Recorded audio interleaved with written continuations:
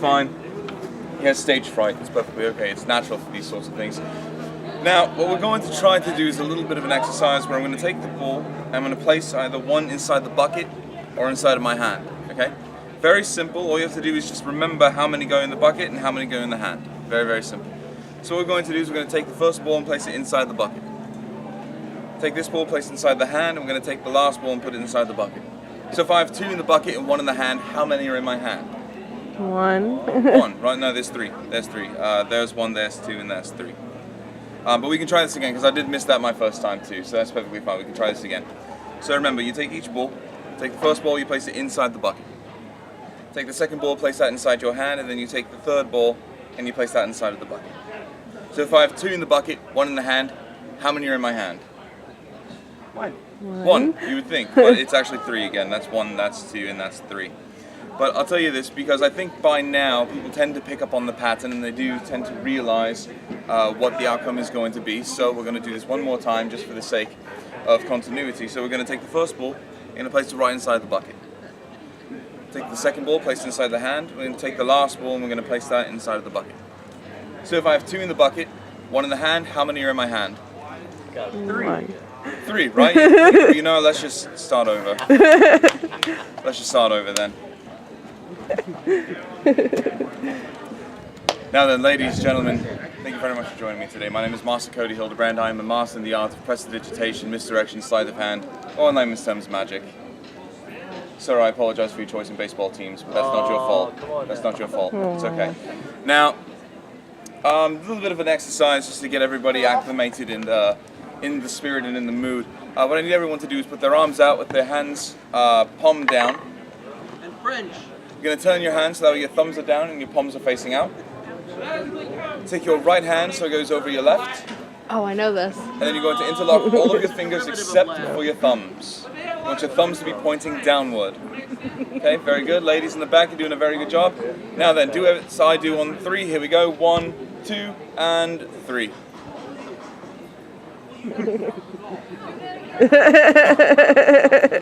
Ta-da! See, I know a trick like that. It's not that one.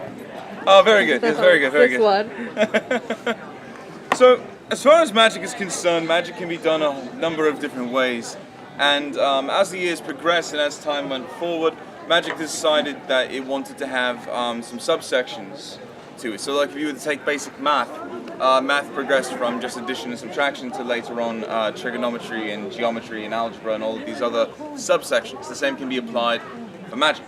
Magic ended up becoming more than just sleight of hand and manipulation. It then became mentalism, hypnosis, all of these other amazing things. So one of the things I wanted to demonstrate was an act of hypnotism.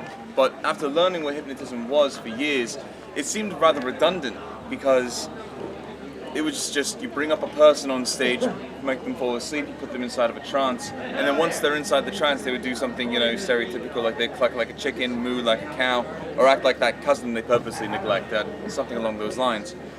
I thought it'd be interesting to actually hypnotize an inanimate object. So does anybody know what this is? Rope. Rope, very good, it's a rope. And what we do with the rope is we actually do hypnotizing. So what we do, first things first, you have to make it like anything else, you have to make it fall asleep. So you go 1, 2, 3, sleep, and it's asleep. Thank you. Okay, from here what you do is you stretch it out, and you count to 3. You go 1, 2, and this is where the trance comes in. As you get to 3,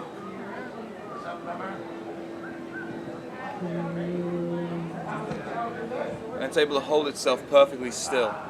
And I'll show you there's nothing holding it up on either end, and I'll even show you the other side, because some people wonder what's on the other side of the rope as well. And if you really focus hard enough, all you have to do is you snap your fingers, and it wakes right back up to being a regular rope. Now I want to try this again, but I want everyone's help with this. So what we're going to do is the first thing is we have to make it fall asleep.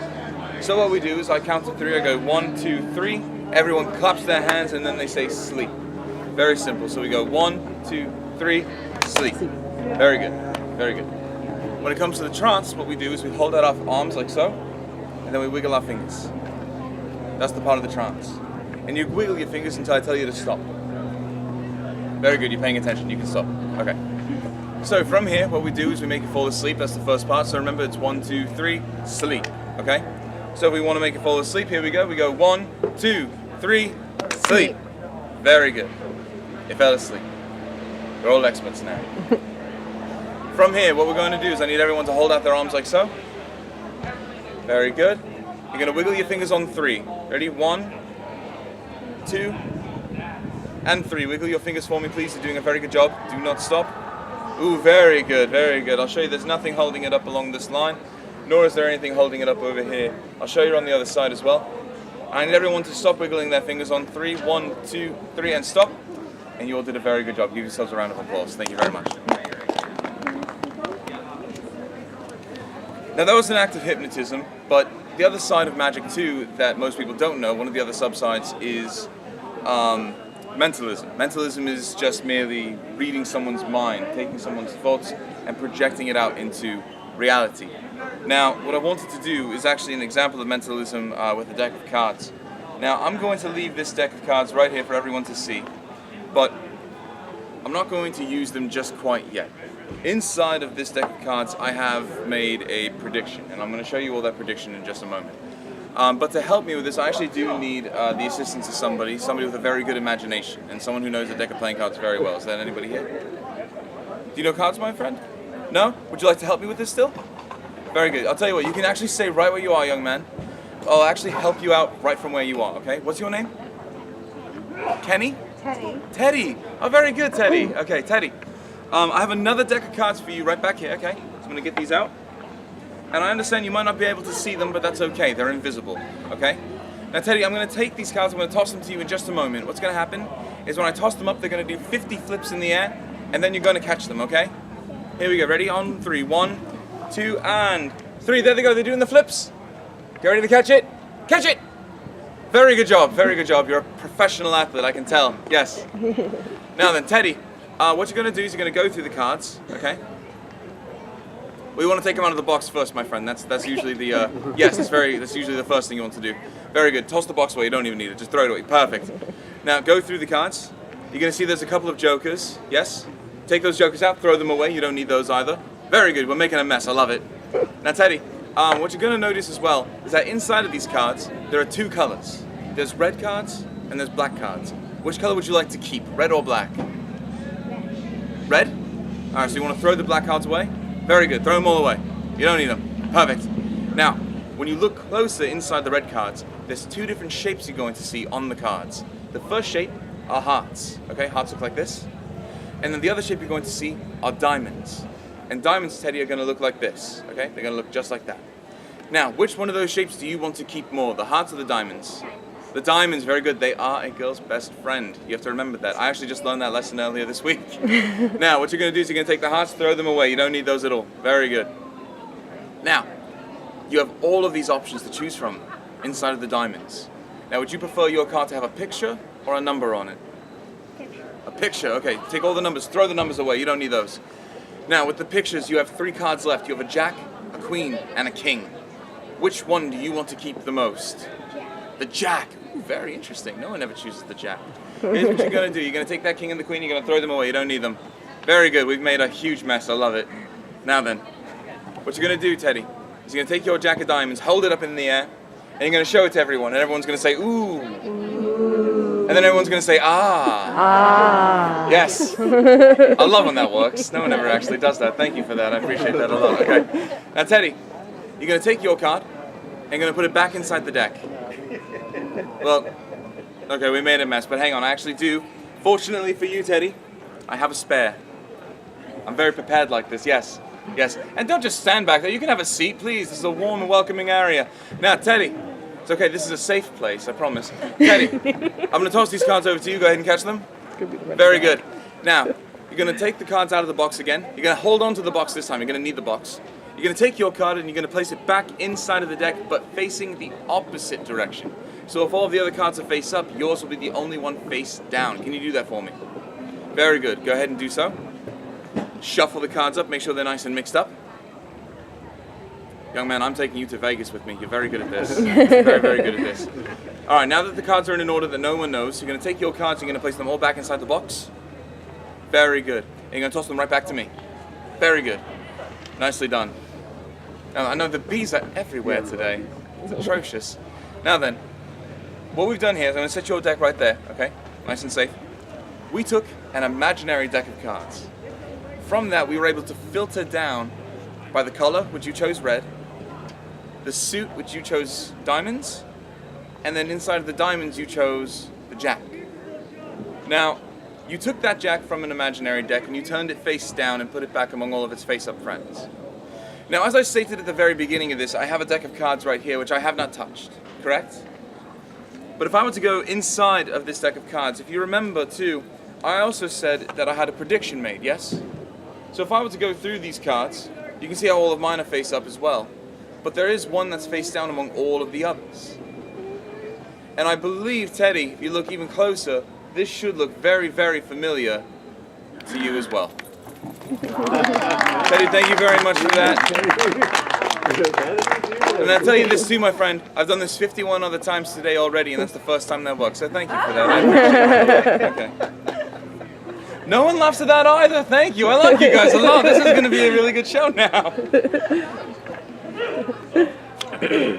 Now, earlier I did state that magic in and of itself progressed over the years into many different forms. But what I failed to mention is that it's a very old art in particular. Magic in and of itself is about 2,000 years old, and, well, documented magic, I should say. Most documented magic is 2,000 years old. And what I'd want to share with you is magic's second oldest trick that's ever been recorded. So if anyone were to ask you what the oldest trick in the book is, it's not this.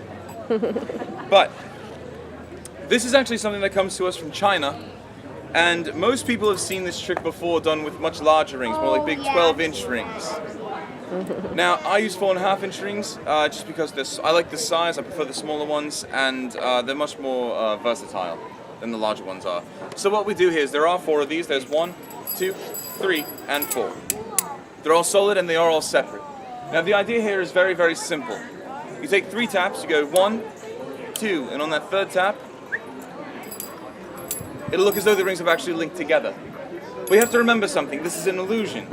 It's in your mind, it's not actually real. So it's as if my father were to tell me that he loves me or is proud of me, it's all up in here. He usually gets a small chuckle, everyone else is like, is he okay? Is he okay? I promise you I am, I promise you I am. Now, as easy as these rings go together, you're actually going to see that they come apart much easier than that. Now I'll tell you what, is there anyone here that would like to assist me with this next part? Someone that hasn't helped me yet. I appreciate your enthusiasm though, young man. Would you care to help me, my friend? Here, give him a big round of applause as he joins me on stage. Come right up here, my friend. Ooh, we're just going to skip the stairs entirely today. Okay. What's your name, my friend? Alex. Alex, go ahead and hold on to that ring. Turn and face our audience for just a moment. You're going to examine your ring, okay? That way everybody can see all the sides of yours, and you can make sure that there are no levers, no trapdoors, no secret compartments. Is that ring as it seems to be? Are you as you seem to be? Oh yeah, look at that. Oh, that's okay. That's okay. They're getting old. They're getting very old. Now I will tell you this, because you are such a fun audience and because I do like every single one of you, I'll be very honest, there is a hole in every single one of these rings, okay? This one's is right here. This one should be right about there, okay? And I believe I'm wearing the other two, so that's that. But I'll tell you this, my friend, grab both sides of your ring for me. Put your hands down on the bottom like so. Very good. Hold it nice and tight for me, okay? Here we go, 1, 3. 1, 2. Were you waiting for something to happen? I think you were, okay, so we'll do this for real now, ready? 1, 2, and on that 3rd tap, it looks as though they've actually linked together. Just do me a favor, my friend, and look here for just a moment. Very good. Because that did happen rather fast, I do admit that, but I'll tell you this, that should be much faster than that, okay? So I'll tell you what, hold on to those for me too, please. And if you want to tug on them, make sure that they really are linked together, you can do that. Very good, very good. So what we'll do from here, okay, is I need you to grab one ring with one hand for me, okay? Grab that ring you're already holding on the other side, like so. Very good, put your hands down on the bottom. Perfect. So what we've done here is we've created a point of perfect opportunity where yours is in the front, mine's in the back. Yours is on the top, mine's on the bottom, okay? And this right here is metal to metal, right? So there shouldn't really be any way that I can get the rings to link at this point here, now can I? Hold it nice and tight for me, okay? Here we go. 1, 2, 3, just like that. We'll still be able to get them to link together, just like so. Now, if everybody would have focused on the rings like this, they would form a chain. But if you look at it like this, it's a bit more depressing, more like my life. Well, all my friends are up here and I'm in my mum's basement down here. But that's okay, because that's how you get your start in Magic in the first place. Now, what I need everyone to do for me is to focus on the bottom ring. So everyone keep their eyes on the bottom ring for me, okay? What are we keeping our eyes on? Bottom ring. Bottom ring, very good. Watch very closely. Oh, come now, we did rehearse this. Did you do that? You didn't do that? Ah, that's okay. No? I'll tell you what. We'll get them back on, and then we'll take this last one, and we'll still put it up right there, okay? So here's what we'll do. I need you to hold up a finger for me, point it right at me, and tell me, who's your favorite magician? You got that right. Okay. I'm kidding, that was a cheap look. I'm sorry about that. But I'll tell you what, keep that finger held up, okay? You're going to put it right between these two rings right there. Beautiful. And all we're going to do is we're just going to rub the rings on your finger, okay? Hey, hello there! I snap my fingers, and the ring actually melts right off. Just so. But I'll tell you what, put your finger right back there for me. Beautiful. We're going to rub your fingers just like that again. And most people tend to miss the point when they come off, but that's okay. That's perfectly okay. Now I'll tell you this. The last ring is all we need, because the last ring, with enough practice, you can actually get so good at this that all you really need is just one hand. Kind of like that, okay? But I'll tell you what, we'll take the ring, we'll throw it right back on, okay? And do me a small favor, my friend, okay? You see how these two rings are touching each other? Put your finger right there. Very good, that's a very good job. You did a very good job with that. Now I'll tell you this, my friend. Do you believe that you can do this? I like the confidence, that's good. That's good. I'll tell you this, you can do this. Alright, I'm going to show you how. You're going to take this ring, okay? Is that your dominant hand? Which hand do you write your name with? That one? Hold it nice and tight as you can, okay? You're going to come up to my ring, and you're going to go 1, 2, 3, okay? So it should feel as though you're going 1, 2, 3, okay? So not too hard, not too soft, okay? Go for it. 1, 2, 3. Oh. Remember, you gotta hold it tight, so if it gets away from you, it won't really work. 1, 2, just like that. You did a very good job, my friend. Give him a big round of applause. Thank you very much, my friend. I'm gonna go right back to your seat. I'll tell you this too, it took me years to master this. It took you 30 seconds, so you're doing a very good job. And I think I'm out of one now, so thank you for that. But ladies and gentlemen, all things must come to a close, and unfortunately my show is no exception to that. And before my show ends, I actually wanted to share with you the oldest trick that has ever been recorded in human history for Magic, and I actually keep this right here. But before I do want to thank you all for coming, and if you did enjoy the show at any point, if you'd like to leave some kind of gratuity inside of the bucket, you may feel free to. Though if you don't want to, that's perfectly fine as well. I take a handshake or even a smile. Now then, ladies and gentlemen, this is something that comes to us from ancient Egypt, the land of pharaohs and pyramids and sphinxes and ancient items like Duran Duran, just really old things in the world. But I'll tell you this. This is going to utilize a few things. The first thing we need are these 3 cups. These are made out of an assortment of an amalgam of different types of metal. But for simplicity's sake, we're just going to refer to it as copper. Now, for those of you that don't know, copper actually has a very interesting property where you can actually take it and make it pass through copper. Now, I don't understand how the science works, it's just my job. But another thing you're going to need is the magic wand. And the other thing you're also going to need, the final thing, I'll keep right back here. It's a little red ball. Now, some people might recognize this more as a game, where you take the ball, you place it under a cup, you would mix up the cups, and if you found the ball, you would actually win a prize. This is something known as the shell game. Later on, it became the thimble ring. But for simplicity's sake, we're just simply going to call it by what it is, which is the ball and the cups. Now, while it was the shell game, it later became a hustle. And I don't think that's very fair, because that entails that you're going to lose your money, you're going to lose your clothing, or you could even lose your houses. So I don't think that's very fair. I'm an entertainer. My job is to entertain people. So instead of using 1 ball, we have 2 cups. So I think it's only fair that we use 3 cups and 3 balls. So we're going to get another ball right here. All you have to do is you take the first one, you spin it, and you get it to the second one. Very simple. That's 1, that's 2. Number 2 is actually going to do a magic trick all of its own for you. But first you have to turn it into a magic ball. So you take this and you spin it. Very carefully. Now it's a magic ball. You go 1, 2, and you're still unimpressed. That's fine, I get it. That's okay. Ball number 3 actually happens when you spin the wand. Oh, a moment. There we are. You spin the wand, you touch your hand, and it's right there. So that's 1, 2, and 3. If you speak French, it's 1, 2, 3. If you speak Spanish, it's 1, 2, 3. If you speak German, it's 1, 2, 3.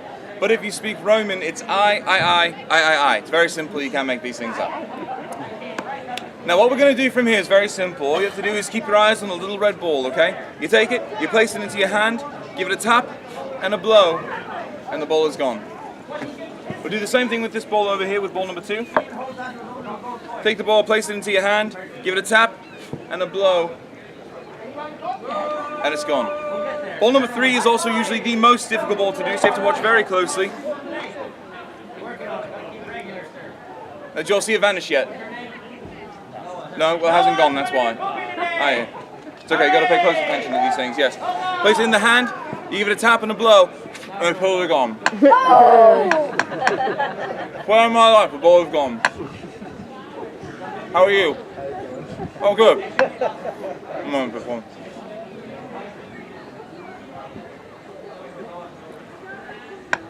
They go down really dry this time of day, I apologise. But I'll tell you this, if you give a tap 1, 2, and 3, you're going to notice now there's a ball under here, a ball under here, and a ball under here.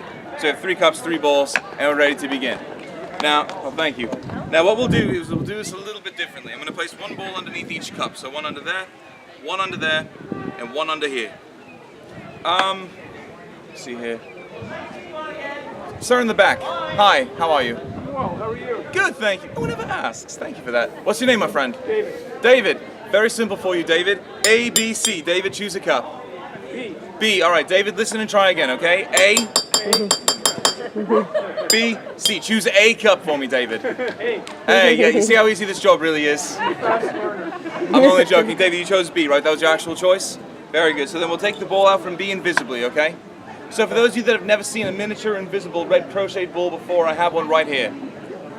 I might have dropped one too, so if anyone sees it, please let me know I missed it. Now David, would you like me to go this way or this way? Because I can't go both ways.